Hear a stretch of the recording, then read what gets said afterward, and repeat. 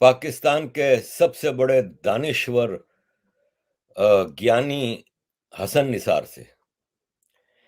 ये आम पाकिस्तानी की सोच है। मतलब आप दुनिया में ऐसी एक मूर्ख कौम कोई मुझे दिखा दें लाके, जो अपने डीएनए से नफरत करते हो, जो अपनी ओरिजिन से नफरत करते हो। नमस्कार दोस्तों, मैं आर्यव्रती योद्धा अपने चैनल पर आपका हार्दिक स्वागत करता हूं। आज का विषय मेरे लिए व्यक्तिगत तौर पे काफ़ी दुखद है। दुखद इसलिए है क्योंकि जिस व्यक्ति को मैं पाकिस्तानी मामलों में फॉलो करता था, उन्होंने कुछ ऐसी बात कह दी कि मेरा उनसे मन उतर गया। और शायद मेरा ये निश्चय अब दृढ़ हो चुका है कि पाकिस्तानी चाहे किसी भी स्तर के हों, वो कभी नहीं सुधर सकते। चाहे वो पढ़े लिखे हों, चाहे वो बगैर पढ़े लिखे हों, चाहे वो बहुत अमीर हों, चाहे वो गरीब हों, वो जिस ज़हनियत के लोग हैं, आप उन्हें नहीं बदल सकते, उनकी ज़हनियत को कभी परिवर्तित नहीं किया जा सकता। उनसे जितना दूर रहा जाए, वही हमारे लिए बेहतर होगा। पहले मैं आपको ये वीडियो क्लिपिंग दिखाता हूँ, उसके बाद हम आगे का डिस्कशन करते हैं। हम में से भारी अक्सरियत का डीएनए एक जैसा है। मेरा ये तकिया कलाम रहा। मेरे पिछले चैनल में जो थी हमारी होस्ट, वो कहा करती थी आपका तकिया कलाम, तो मैंने तंग आके, मेरे आधे बहन भाई मुल्क से बाहर हैं, तो हमने बड़ी कीमत दे के अपना डीएनए चेक कराया है। अल्लाह का करोड़ करोड़ शुक्र है कि I don't belong to this place. महंगा काम था, हमने किया। मेरा डीएनए जो है वो बताता है कि सेंट्रल एशिया के साउथ से ताल्लुक है, अल्हम्दुलिल्लाह। ये हमारा मसला है डीएनए। और इससे एक कदम आगे, हमारा सियासतदान तो बना ही मुनाफिकत की मट्टी से। इसीलिए मुझे जमहूरियत से नहीं, पाकिस्तानी जमहूरियत से शदीद नफरत है। इनमें कोई ग्रेस, कोई क्लास, कोई कैलिबर। 25 करोड़ आबादी हमारी, प्लस माइनस इतना इंडिया, इतना बांग्लादेश, थोड़ा हमसे कम है। अब ये कहां से आए हैं? इन लोगों का बैकग्राउंड क्या है? इसकी तफसील में जाऊंगा तो चीखें निकल आएंगी।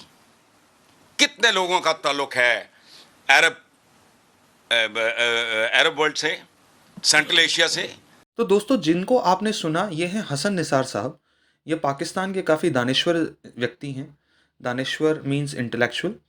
और ये काफ़ी बार एंटी इस्लामिस्ट, आप कह सकते हैं, जो एक्सट्रीमिस्ट इस्लामिस्ट हैं, उनके खिलाफ बोलते नज़र आते हैं। पाकिस्तान की पॉलिसीज़ को ये काफ़ी क्रिटिसाइज़ करते हैं। एक तरह से मैं ये कह सकता हूँ, काफ़ी सेक्युलर व्यक्ति नज़र आते थे। उनका ये जो बयान आया है, ये बेहद ही दुखद है। और एक ऐसे व्यक्ति का जो समाज में एक ऐसी रिस्पेक्ट रखता है कि वो बिल्कुल एक इंटेलेक्ट है, वो न्यूट्रल है, और हर किसी को ह्यूमन राइट्स के बारे में बात करना या उनको देना उसको सही लगता है। वो व्यक्ति जब इस तरह की बात करता है, तो ये बात स्थापित हो जाती है कि पाकिस्तानी आइडेंटिटी क्राइसिस से गुजर रहे हैं। मैं आपको समझाता हूँ आइडेंटिटी क्राइसिस किस तरह से। देखिए, पाकिस्तान बनाने वाले जो लोग थे, वो मूलतः रहने वाले थे यूपी और बिहार के। क्योंकि जो सिंधी थे, वो पाकिस्तान बनाना नहीं चाहते थे। जो आपका नॉर्दर्न एरिया है, जिसको आप एफ ए टी ए कहते हैं, फाटा, या आपका जो खैबर पख्तूनख्वा, जिसको आज रीनेम कर दिया गया है, नॉर्थ वेस्टर्न फ्रंटियर प्रोविंस जिसका पुराना नाम था, तो वो इलाके के लोग तो बिल्कुल पाकिस्तान बनाना चाहते नहीं थे, क्योंकि वो they are more related to your Afghanistan area. वो लोग अफ़गानियों के ज़्यादा करीब हैं। वहाँ पे खान अब्दुल गफ़्फ़ार खान साहब थे, जिनको सीमांत गांधी कहा जाता है। वो गांधीवादी व्यक्ति थे, वहाँ के फॉलोअर्स भी उनके बहुत थे। तो वो लोग तो पाकिस्तान बनाना चाहते नहीं थे। बलूचिस्तान प्रिंसली स्टेट था। तो बचा कौन सा इलाका? सिर्फ और सिर्फ पंजाब, जिसमें भी पंजाब में जो पॉपुलेशन मुस्लिम्स और सिख की थी, वो तकरीबन बराबर थी, या हिंदूज़ की थी, वो बराबर थी। और ऐसे में वहाँ पे भी पाकिस्तान बनाने का कोई ऐसा खास रीज़न लोगों के पास नहीं था। जो मूलतः बनाने वाले लोग थे, वो थे बंगाली, बिहारी और यूपी के मुसलमान। जब ये पाकिस्तान बन गया, तो ये लोग भागे उस इलाके में जहाँ पाकिस्तान बना है। अब इनको लगा कि हम हमारी आइडेंटिटी क्या बनाएं, क्योंकि अगर इन्होंने बताया कि हम तो सब हिंदुस्तान के यूपी या बिहार के रहने वाले लोग हैं, तो दुनिया को क्या लगेगा कि यार इंडिया से ही निकल कर आए और इंडिया के लोग यहाँ रहते हैं। तो इन लोगों ने अपने आप को जोड़ना शुरू किया सेंट्रल एशिया और अरब के लोगों से, जो उनको जूते मारते हैं। माइंड यू, अगर आप ये सऊदी अरब में, यूएई में आप पाकिस्तानियों को देखेंगे, जूते खाते हैं लिटरली। और ये अपने आप को मुस्लिम उम्मा समझते हैं, और ये अपने आप को रिलेट करते हैं सेंट्रल एशिया और अरब के लोगों से। क्योंकि क्योंकि वहां के लोगों ने आकर इन लोगों का जबरदस्ती धर्म परिवर्तन करवा दिया था। वहां की जो नोमैडिक ट्राइब्स थी, जिनके पास में अपनी खुद की कोई सिविलाइजेशन नहीं थी, जो सिर्फ और सिर्फ अटैक और लूट पे अपनी जिंदगी बिताते थे, वो लोग इन इलाकों में आए। यहाँ के राजा हारे। जो यहाँ के रहने वाले लोग थे, उनको तलवार के जोर पे या जबरन, मैं उन शब्दों का प्रयोग नहीं करना चाहूंगा जो सामान्यतः यूट्यूबर करते हैं, इस आधार पर ये लोग मुसलमान बन गए। और ये अब अपने आप को सेंट्रल एशिया और सऊदी अरब से जोड़ते हैं, यहाँ की आइडेंटिटी पूरी तरह छोड़ देना चाहते हैं। खैर बहरहाल, हम इनका आइडेंटिटी क्राइसिस तो समझ चुके हैं, क्योंकि जो यहाँ का मुसलमान है उसी को तकलीफ है। क्योंकि जो पठान है आपका फाटा एरिया का या नॉर्थ वेस्टर्न फ्रंटियर प्रोविंस का, खैबर पख्तूनख्वा, ये अलग अलग नाम है उस इलाके के, वो अपने आप को वैसे भी पठान ही मानता है। And they are very close related to Afghanistan. उनके अपने कबीले हैं, उनका अपना कानून है, वो उसी हिसाब से अपने इलाके को चलाते हैं। प्रॉब्लम जो है वो यहीं के गए मुसलमानों और पंजाबी मुसलमानों में है, ये identity crisis plus inferiority complex. ये मन में तो जानते हैं कि हम नीचे हैं, इंडिया छोड़ा, ये मानेंगे कभी नहीं कि साहब हम हिंदू थे, इंडिया छोड़ चुके हैं। तो अब आपको कहां से रिलेट करना होगा अपने आप को? आप अपने आप को सेंट्रल एशिया और अरब से रिलेट करेंगे, क्योंकि अफगानियों से आप अपने आप को रिलेट करेंगे, वो आपको फिर जूतर मारेंगे। वैसे आपकी आदत है खाने की और आप बहुत खा भी चुके हैं, पर वो आपको फिर तबीयत से आपका इलाज कर देंगे। तो आप पठान तो हैं नहीं, तो आप अपने आप को कहां से रिलेट करेंगे? वहां से। हसन निसार साहब, आपने जो कहा है कि मेरा डीएनए यहां का नहीं है, सर आपको मैं एक बात बताना चाहूंगा, कहीं ऐसा तो नहीं कि आपके फोर फादर्स को फोर्सफुली कन्वर्ट किया गया था किसी सेंट्रल एशियन के द्वारा, किसी ऐसे तरीके से जो सभ्य भाषा में मैं बता नहीं सकता, और इस कारण से आपके अंदर सेंट्रल एशियन डीएनए है? आपने ये शब्द बोल के अपने पूर्वजों को खुद गाली दी है। और दूसरी बात आपने जो कही है कि यहाँ के लोगों से अच्छा है मेरा डीएनए मिलता नहीं है, सर हमारे डीएनए में कोई तकलीफ नहीं है।